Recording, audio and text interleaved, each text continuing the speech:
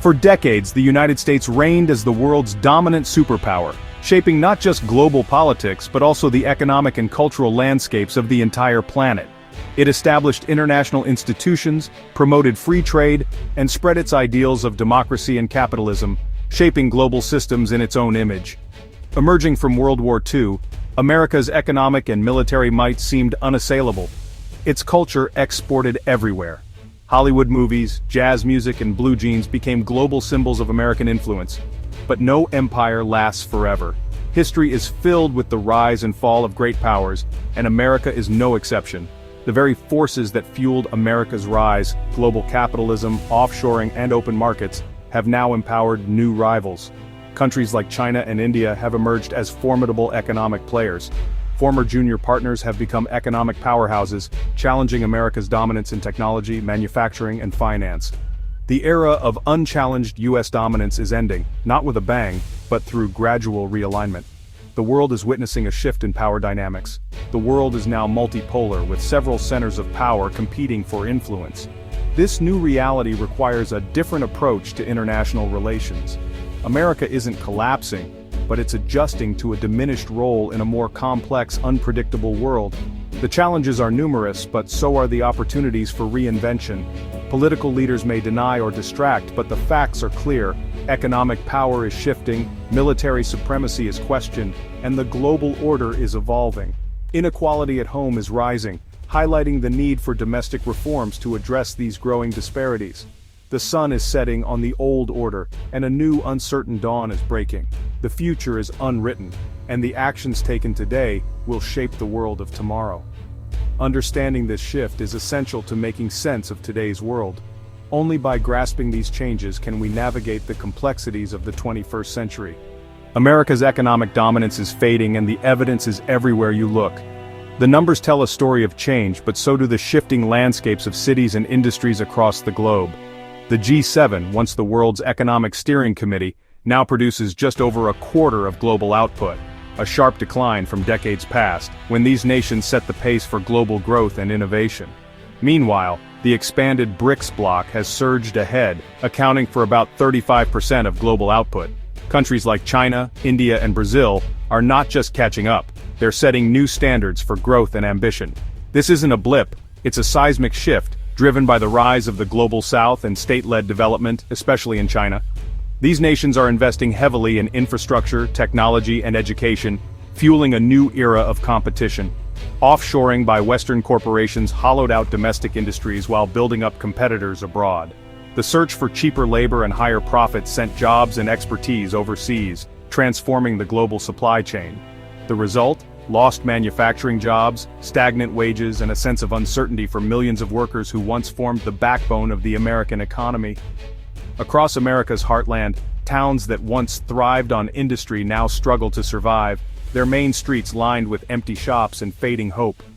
The economic pain felt by millions isn't personal failure, it's the outcome of a global system reconfiguring itself.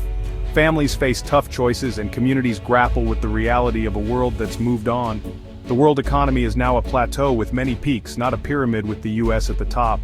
Power and prosperity are more widely distributed, and new centers of influence are emerging every year.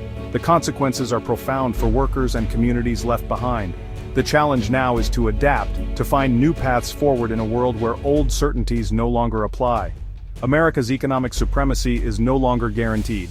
The future will be shaped by those who can navigate these shifting sands and seize new opportunities in a rapidly changing world. The US dollar, once the world's unrivaled reserve currency, is losing its grip.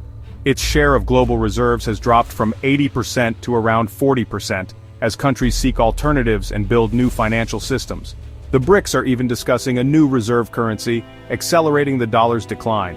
At the same time, America's military invincibility has been exposed by costly, inconclusive wars in Afghanistan, Iraq, and now the draining proxy conflict in Ukraine. These failures have eroded U.S. influence and strained resources. A weakening currency and a tarnished military record mean America can no longer project power as it once did. The era of unilateral intervention is ending. Trillions spent abroad could have rebuilt infrastructure and services at home. The costs of overreach are now impossible to ignore. As America's global power wanes, internal inequality has reached crisis levels. The billionaire class grows richer daily, while most Americans face stagnant wages, rising debt, and a crumbling safety net. This isn't a bug, it's the system working as designed for the wealthy. The middle class is hollowed out, fueling resentment and instability. Political distractions and culture wars mask the real class divide as the rich wage a relentless campaign against the poor. Blaming outsiders is a convenient diversion from policies that favor the elite. For most, this means longer hours, fewer opportunities, and public services in decline. The decay at home is inseparable from America's decline abroad. An empire that enriches a tiny elite while neglecting its people is rotting from within. Facing economic decline, the U.S. has turned to protectionism, tariffs, trade barriers, and economic nationalism. Policies like steep tariffs on Chinese electric vehicles signal not strength but an inability to compete. The U.S. once wrote the rules of global trade, now it's trying to rewrite them to shield its own industries. This approach isolates America, cedes leadership in key sectors, and raises prices for consumers. Instead of investing in innovation, the U.S. is building walls, risking stagnation and trade wars. Protectionism may offer short-term relief, but it undermines long-term competitiveness. Aggressive nationalism poisons international relations and disrupts global cooperation. The shift to protectionism is a symptom of imperial decline. A retreat, not a resurgence. America's economic strategy now signals weakness, not confidence. For decades, Europe relied on U.S. military protection through NATO, focusing on prosperity over defense. But shocks like Trump's presidency and Russia's war in Ukraine have forced Europe to reconsider this dependence. European leaders now debate how to build real strategic autonomy, investing billions to strengthen their own defense industries. The EU's new weapons procurement fund and Germany's push for a stronger European pillar in NATO mark a turning point. Achieving military independence is a huge challenge, but the direction is clear. Europe's defense sector still lags far behind America's, and debates rage over whether to buy American or build at home. Yet, the era of near-total reliance on the U.S. is ending. Europe is preparing to stand on its own, signaling another crack in American global leadership. The world's security order is shifting, and America's role is shrinking. The end of U.S. dominance isn't a distant threat, it's our current reality. The world we once knew, where American influence shaped global events, is rapidly changing before our eyes. The signs are everywhere, from the halls of power in Washington to the everyday lives of ordinary citizens. Rising powers like China and India are challenging the old order, building their economies and asserting themselves on the world stage. Meanwhile, America turns inward, struggling with deepening inequality, political polarization, and a growing sense of uncertainty about the future. Protectionist policies and social unrest are becoming more common. Old allies like Europe are forging their own paths, making decisions without waiting for American leadership. The alliances that once seemed unbreakable are now being tested as nations seek new partnerships and strategies. For ordinary Americans, this shift is already being felt. It means higher costs at the grocery store, fewer privileges abroad, and likely more austerity at home, as the dollar's power fades. Everyday life is becoming more expensive and uncertain. Political leaders will often scapegoat foreign rivals, blaming others for our problems. But the real issues, rising inequality, crumbling infrastructure, and a fraying social contract, are challenges we must face together here at home. Yet this shift could be an opportunity. With less spent on military dominance, we could invest more in what truly matters, rebuilding our infrastructure, improving healthcare, and strengthening education for the next generation. It's a chance to refocus on the needs of our people.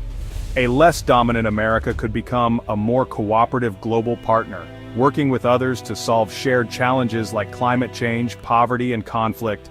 Collaboration could replace confrontation. The future depends on whether people demand a system that serves the many, not just the privileged few. Civic engagement, protest, and voting are more important than ever in shaping what comes next. We stand at a crossroads. One path leads to conflict and division, the other to cooperation and shared progress. The choices we make now will echo for generations. Understanding America's decline is the first step toward building a fairer, more sustainable world. The future is not set in stone, it's up to us to shape it together.